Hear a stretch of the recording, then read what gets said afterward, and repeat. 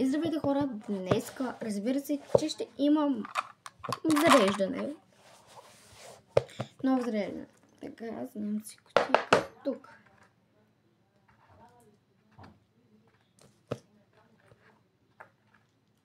Седем ето такива майниста, които са много яки. Ще ги сложа обратно тук, за да не паднат. Ето такива 5, които са вид плоски маниста, но не са плоски маниста.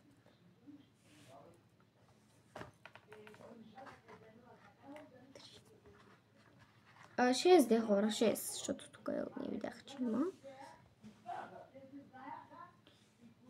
И ето такива 4, които са много готини. С тях ще направя, разбира се, гривна или пръстен. Не знам, ще видя. И да. Още не сме свършили една такава прасковка на висулка. Такива 4 маниста, сини.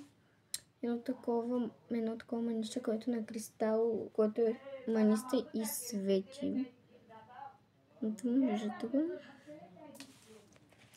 2 жабки, лилаво и червено, коронка, вълничка и цветенце. И също иконда. И хора 5, защото намерих още едно, просто съм ги пръснал и стои. Взех се 3 иглички, защото нали с ластичките вкарвам и маниста вътре. И да. Значи ще правим гривна с конда. Значи взимаме, слагаме 3 такива. И нали тук имах и 300. Значи общо са 8, имам ето такива. Слагаме там. Сложваме такива.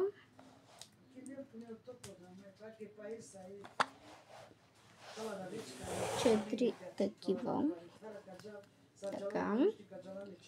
И също ще сложим тук. Може би ще сложим, например, като жабки или не знам. Да, ще видим.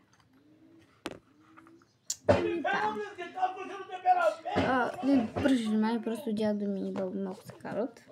И да, ще сложим, може би.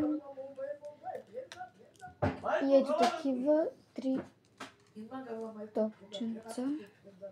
И да, елате в следващото видео да гледате. От мене за сега. Чао!